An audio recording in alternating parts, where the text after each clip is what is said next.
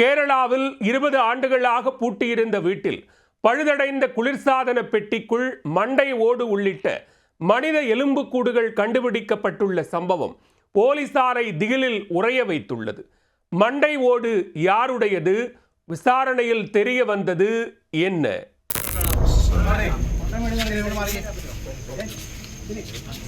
பாழடைந்த வீட்டில் இருந்து மண்டை ஓடு கண்டெடுக்கப்பட்ட சம்பவம் தான் கேரளாவை கதிகலங்க வைத்துள்ளது. ஆளில்லா வீடுகள் எல்லாம் அக்யூஸ்டுகள் உலவும் இடமாக மாறிவரும் கேரளாவில் கண்காணிப்பு இல்லாத வீட்டில் கண்டெடுக்கப்பட்ட மனித எலும்புக்கூடுகளின் பின்னணி என்ன?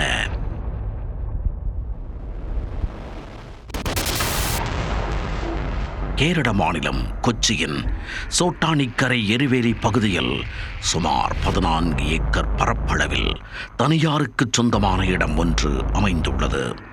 அந்த இடத்தில் எர்ணாகுளத்தைச் சேர்ந்த மருத்துவர் பிலிப் ஜான் என்பவருக்கு சொந்தமாக கைவிடப்பட்ட பங்களா ஒன்று அமைந்துள்ளது. கடந்த 20 வருடங்களாக இந்த பங்களாவில் யாரும் வசிக்கவில்லை என கூறப்படுகிறது. இதனால் பாழடைந்து காணப்பட்ட அந்த பங்களா நாளடைவில் அப்பகுதி மக்களை திகிலூட்டும் பகுதியாக மாறியிருக்கிறது. தனித்து விடப்பட்ட அந்த பங்களா வீடு கடந்த சில ஆண்டுகளாக சமூக விரோதிகளின் கூடாரமாக மாறியிருக்கிறது. இதனை பார்த்த அக்கம் பக்கத்தினர் அப்பகுதி பஞ்சாயத்து உறுப்பினர்களிடம் புகாரளிக்க அவர்கள் போலீசாருக்கு தகவல் கொடுத்துள்ளனர். விரைந்து வந்த போலீசார் பங்களாவுக்குள் புகுந்து ஆய்வு செய்தபோது திகிலில் உறைந்து போயினர். 20 வருடங்களாக அழுக்கடைந்த பங்களாவில் உடைந்த நிலையில் காணப்பட்ட குளிர்சாதன பெட்டிதான் போலீசாரின் அந்த திகிலுக்கு காரணம். அந்த குளிர்சாதன பெட்டியின் கம்ப்ரஸரை யாரோ கழற்றிச் சென்றிருந்தனர். எதேச்சையாக அந்த ஃப்ரிட்ஜை திறந்து பார்க்க உள்ளே ஒரு மனித மண்டை ஓடு எட்டி பார்த்துள்ளது. மிரண்டு போன போலீசார் திகில் திரைப்படத்தை பார்த்தது போல் மிரண்டு போய் பின்வாங்கினர். அதன் பின் அந்த வீட்டை அங்குலம் அங்குலமாக சோதனை செய்ததில் மண்டை ஓடு மட்டுமன்றி முதுகெலும்புகள் என 3 பைகளில் அடைத்து வைக்கப்பட்டிருந்த மனித எச்சங்களை மீட்டுள்ளனர்.